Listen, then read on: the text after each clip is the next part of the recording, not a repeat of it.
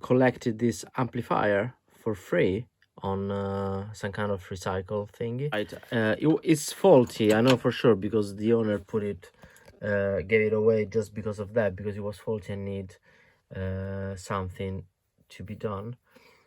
And so if I turn it on, and I already plugged in my guitar, you can hear that the sound is not coming from the amp, or very low, and here I'm at 10. So this is Fender FM 212R, and if I press hard, there is a little bit of sound, but it's scratchy, and it's the same on the drive channel. But I'm not gonna do anything there, because like when I did it before doing this video, it really I was about to become deaf, also because like I'm in a tiny room here. Let's remove the preamp section, the amp section. Probably is fixed with these 4 screws, and I will try as a first thing to put some lube or like some to clean basically the pots with the proper product that I have, and see if it makes any difference. If not, we will have to investigate into the circuit and probably like replace some capacitors that is faulty. That's my guess. Usually scratchy pots is either something that some dirt. Right, so I dismantled the head of the amp, and here you can see the cones. This is the mesh that protects the cones. And I didn't inspect the cones, the speakers properly, but they look in very good condition. Maybe just a little bit of dust. And this is the circuit board. So from the circuit board, I could see that this unit is been built around 2003, so which is not a long time. It's about like, yeah, it's 19 years. So, and I already cleaned the pot, so now we're gonna, in 1 second, I'm gonna turn on the amp and see if it makes any difference. And maybe, yeah, I don't know, maybe it was just a simple job. The only thing that I see here, I haven't seen any particularly suspect capacitor, so none of them are bulgy or anything, although you know, they really should be all tested and even replaced after 20 years, especially if they poor quality ones. It doesn't hurt to replace capacitors. And the only thing is that there are these resistors here. They are 330 ohms, but they are 5 watts. So compared to these ones, the classic ones that everyone sees on, you know, like the ones here on the board, they are 1/4 of watts. This one, they are 5 watts, and they were also quite hot when I touched them after opening the circuit. So there might be something wrong there, and like this kind of discoloration doesn't look very good to me compared to these other ones, which are, you know, fairly decent condition. So I don't know, it might be good to order a couple of them and replace them. And let's turn it on. Let's put this like 5, so let's put it sort of like flat, and let's see what happens if I turn on the amp. Nothing. It's completely dead. Doesn't sound very good. Let's see something, I don't know. Sounds completely better before. Is it plugged in there?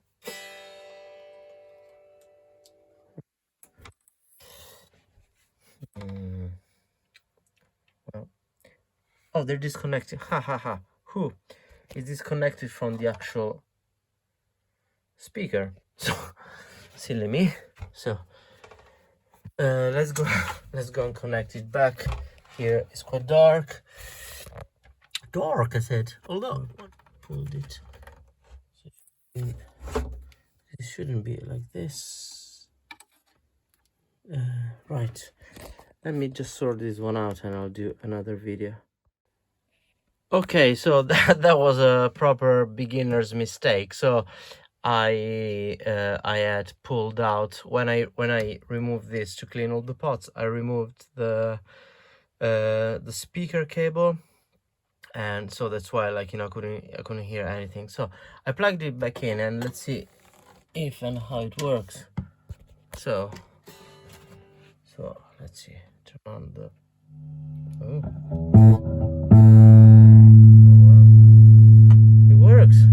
Still a bit scratchy, but it works. Ooh.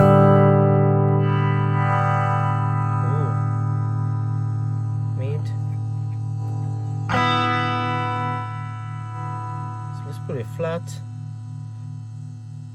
Oh, that's what the bass was all the way up. Right, it works.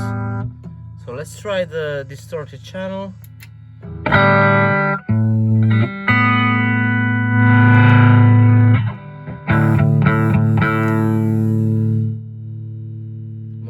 Let's put the volume on. It's quite. It's not even. It's quite powerful. So let's put the mid halfway. Let's put all flat.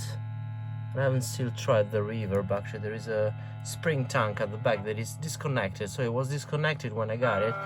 And let's see if it works after this. So let's try the more drive.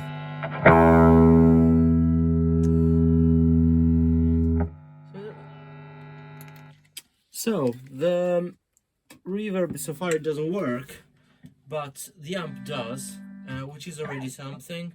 And you can hear the clean channel here.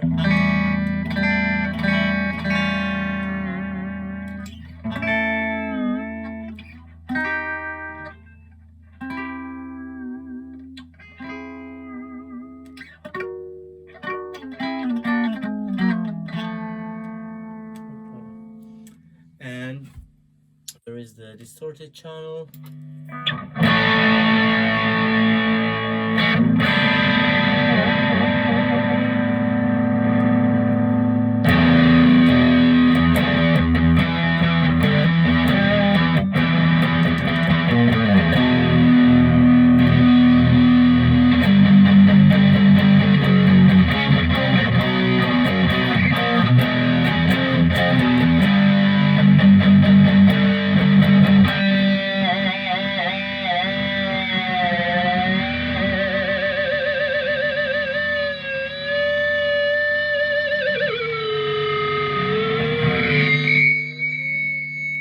So in the end, it's not too bad. Like a free amp, twin amp, like with two cones and 2 channels.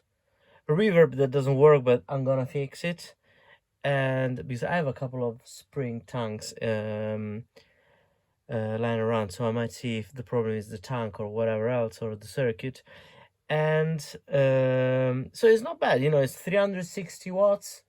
And I think, and I'm not sure, like, if the speakers that you can see here, they are, well, sorry, they're like Mussolini. They are upside down, but they're a special design, sound tested, genuine drivers. I don't know if they were the one that were meant to be here, but they don't sound too bad, to be honest. It's not, surely it's not like the sound of a Fender Twin, you know, like valve amp, but still, considering that it costed me £0 or €0, $0, 0 ruble or whatever, 01. I didn't pay anything for it, so it's quite, you know, it's quite a good find, and it just needed a little bit of deoxit to work out the magic on the pots, and it works. So happy days. A free amp, quite powerful one actually, probably too powerful for this. I'm kind of like, this music room is some kind of like coffin, basically, like made with pallet wood and these bass straps that I built, a desk, and well, something else that will be added. But anyway, probably too much, but like it's good in case one day when I'm like 70 or 80 years old, I'm gonna resume my live activity, which is on hold for now, but happy days. So cool. This is just a little update. No wonder that the reverb didn't work. The springs were completely gone. They are detached from the drivers. So I can see can fix them, or if I can fix them, or else I will just replace the reverb tank. I have one from like an organ and one from other objects, so I might use a different one and see how it goes. Cool, yeah. Right, and in my loft I had another one of this. In a hoarder is not necessarily a bad thing. I think I have a couple coming from old organs that I found and dismantled because they were broken.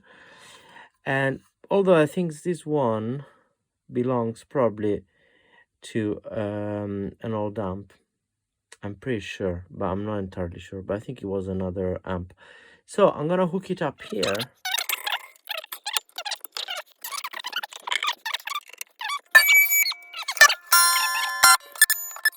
So nothing's happening. So let's see again. Okay, so this is the new replacement for the reverb tank, for the original reverb tank, and I suspect it's the same. I don't know, like it belonged probably to an old Fender amp. Don't know which one. Can't remember where I got this one from, but anyway, when I put it on first, it didn't work because the connector of the output, I think, wasn't working properly. It wasn't this one here actually. Here. It wasn't working properly because of the actual mechanical contact that wasn't closing the circuit with the with the signal. So I replaced the connector with the connector of the old tank that wasn't working, and let's see if now it works. So I'll put this one on a chair, and it's very poor filming skills, but that's what we have here. So oops.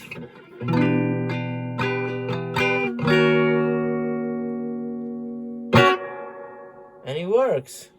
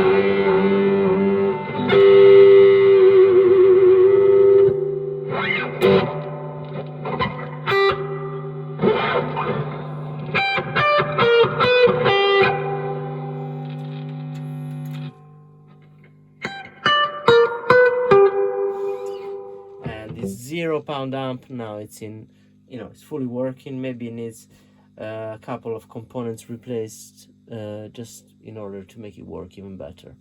And it's a good find, for what I paid, which is none.